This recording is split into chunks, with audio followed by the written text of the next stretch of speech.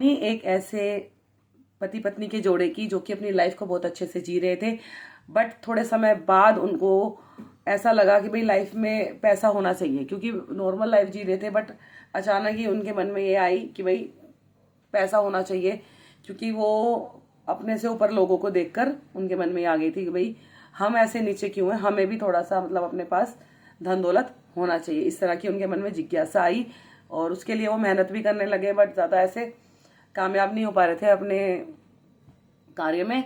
तो एक दिन की बात है, रास्ते में जा रहे थे तो उन्हें एक बूढ़ा आदमी मिला, तो जो काफ़ी मतलब परेशान था, और उसके हाथ में एक वो था, पिंजरा था, और उस पिंजरे में एक बहुत सुंदर पक्षी था। ठीक है, तो अब गए, उसको पूछा उन्होंने, हाँ भाई आप कैसे यहाँ परेशान से बैठे, तो उसने बोला कि ऐसे ऐसे मैं कई दिनों से भूखा हूँ और मैं घर नहीं जा पा रहा हूँ क्योंकि मेरे पास पैसे नहीं है, तो मैं क्या करूं। काफ़ी बड़ा डिस्टर्ब था बेचारा। तो उन्होंने, उस आदमी ने उनकी मदद करी बेचारे ने, कि चलो आप मेरे घर चलो। वो उनको अपने घर लेके गया, पत्नी को ऐसे ऐसे बताया कि भाई ऐसे ऐसे मुझे रास्ते में बूढ़े बाबा मिले हैं और ऐसे ऐसे आप इनका खाना पीना करो। तो पत्नी ने भी खाना पीना करा उनका, और उनको अच्छे से भाई विदा करा कि कोई बात नहीं, आप, मैं आपकी मदद करता हूँ, आप कुछ पैसे लो और आप अपने घर को जाओ, क्योंकि भाई कोई मदद नहीं कर रहा था। तो उन्होंने मदद की, तो वो भैया उसकी उस चीज़ से इतने प्रसन्न हुए, तो उन्होंने बोला कि ये मेरे पास आपको देने के लिए कुछ नहीं है, मेरे पास ये मेरा एक छोटा सा साथी है, और जो कि काफ़ी चमत्कारी है। अकेले में बताई उसने वाली बात उसको, उसकी बीवी उस समय बाहर चली गई थी। तो उसमें उसने बोला कि ये चमत्कारी पक्षी है, और हर पूर्णमासी के रात को ये अपना एक सोने का पंख गिरता है, जो पंख ये गिरेगा वो सोने का होगा, लेकिन हर पूर्णमासी को आधी रात के बाद। तो उसने कहा कि ठीक है, आपका बहुत बहुत धन्यवाद आपने दिया, क्योंकि मैं काफ़ी परेशान था अपनी लाइफ में। तो कह रहे कोई बात नहीं, ये मेरा छोटा सा तोहफा है आपके लिए, लेकिन शर्त ये है, दो शर्तें हैं। दो शर्तें क्या थी? एक ये थी कि आप इस बात के बारे में किसी को भी नहीं कहोगे, दूसरी बात ये थी कि आधी रात तक आपको जागना पड़ेगा, अगर आप सो गए तो फिर ये पक्षी पंख नहीं गिरेगा सोने का। ठीक है, ठीक है, ये चीज़ें हो गई। अब वो चले गए बेचारे बाबा जी, उनको विदा कर दिया इसने पैसे वैसे दे के कि भाई अपने घर को चले जाएंगे। तो अब आई वाइफ, अब वाइफ को बताया, वाइफ कह रही कहाँ गए वो बाबा, तो उसने बताया कि ऐसे ऐसे चले गए। उसने बोला ये क्या है, उसने बोला कि हस्बैंड ने बोला कि भाई वो एक तोहफा दे के गए हैं हमें, और बस फिर वो कह रही ऐसा तो हो नहीं सकता, वो क्यों दे गए, मतलब काफ़ी जोर डाला बीवी ने पति के ऊपर। तो पति ने फिर बताया सारी बात, लेकिन उसको बोल दिया कि किसी को नहीं बताना, अपने तक ही रखना ये बातें, पता लगा तुम सारे गाँव को बता दो, फिर हम कैसे अमीर होंगे। तो ये चीज़ें हुई। तो भैया 15 दिन बाद पहली पूर्णमासी आई, वो बैठे मियाँ बीवी दोनों रात को कि भाई पक्षी वो पंख गिरेगा और वो सोने का होगा। तो थोड़े दिन 4 घंटे तो जागे रहे, फिर अचानक उनकी आंख लग गई, और वो आंख ऐसी लगी वो सुबह उठे, और फिर उनको पछतावा कि बताओ पक्षी तो बैठा है लेकिन उसको वो नहीं दे पाए क्योंकि सो गए थे। कंडीशन ये थी कि सोना नहीं है, आधी रात तक सोना नहीं है। तो ये चीज़ हो गई। फिर उन्होंने उसको दाना पानी डाला, पाला उसको, ठीक है। फिर दोबारा फिर पूर्णमासी आई, फिर यही चीज़ हुई, फिर झपकी लग गई उनको। भाई पूरे दिन का थका हुआ आदमी और रात में तो सो ही जाएगा, तो आँख लग गई, फिर वही हुआ। तो इस तरह से करके 2-3 महीने निकल गए। ठीक है, अब भैया, अब ये चीज़ें उनके पड़ोस में उसकी सहेली थी एक, जो वाइफ है, उसकी सहेली ये देख रही थी कि पक्षी है ये, मतलब इतना इसको क्यों लाड प्यार कर रहे हैं, क्यों इसको इतना पाल रहे हैं। तो उसने उससे पूछा मीठी मीठी बातें करके, तो उसने बता दिया। अब भैया जो वो पत्नी थी, पत्नी की जो सहेली थी, अब सहेली का जो आदमी था वो था साहूकार के घर पे नौकर करता था, जो उस गांव के सेठ जी थे उसके घर में नौकरी करता था। अब पत्नी ने बताया अपनी सहेली को, सहेली ने बताया अपने हस्बैंड को। अब हस्बैंड ने ये वाली बात बता दी नाम के लालच में अपने सेठ जी को कि भाई सेठ जी ऐसे ऐसे हमारे पड़ोस में एक है भाई साहब, उनके घर में है ना एक ऐसे जादू ही कबूतर आया है, पक्षी आया है मतलब, और वो पंख गिरता है पूर्णमासी की रात को और वो सोने का होता है। तो ऐसी अफवाह फैला दी। ठीक है, अब भैया सेठ को तो आ गया लालच, क्योंकि वो था लालची, क्योंकि जिसके पास ज़्यादा पैसा आ जाता है ना वो उतना ही लालची हो जाता है।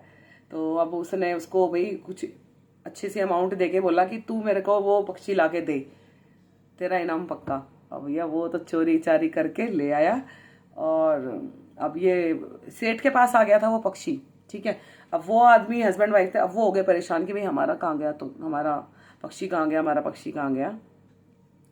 तो उसने अब जो थे, और पता लगा भाई ऐसे ऐसे कि इसने सेल्ली को बताया, सेल्ली के हस्बैंड वहाँ काम करते हैं सेठ जी के यहाँ पे, तो उसी की करामात होगी।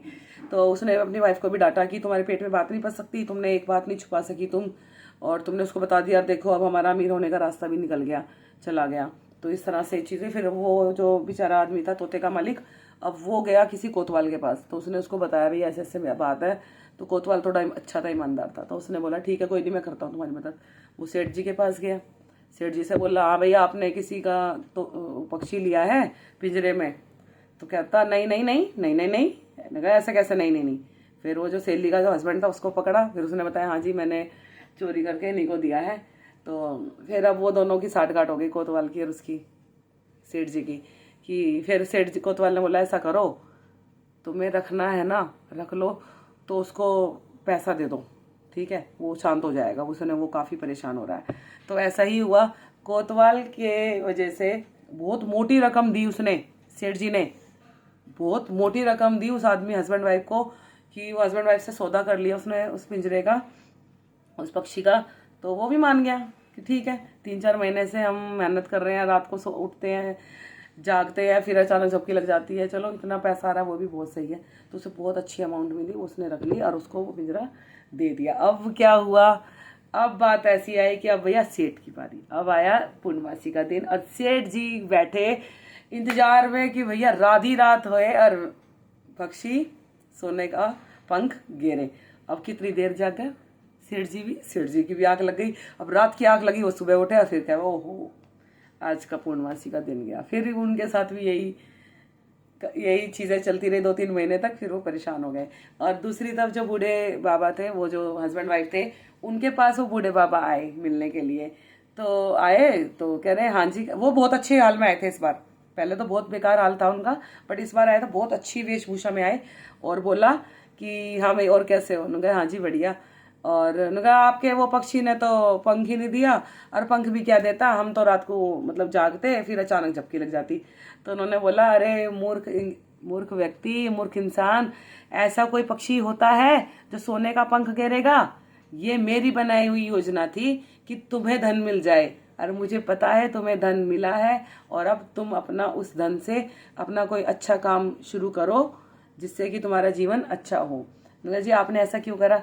मैंने ऐसा इसीलिए करा क्योंकि आपने मेरी सहायता करी, एक गरीब एक इंसान की, मतलब एक बेसहारा इंसान को आपने हेल्प करी। मैं जा नहीं पा रहा था, मेरे पास पैसे नहीं थे, मेरे पैसे चोरी हो गए थे, और आपने मेरे को अपने घर लाकर खाना पीना खिलाया, मेरी सहायता करी, मुझे थोड़ा सा धन दिया जिससे कि मैं अपने घर जा सका, अपने शहर जा सका। तो फिर मैंने भी यही सोचा रात को कि भाई मैं इनकी मदद करता हूँ। तो मेरे पास एक था पक्षी छोटा सा जो मुझे मिला था कहीं से, वो भी बेचारा परेशान था, तो मैंने वही आपको देकर आपकी सहायता करी।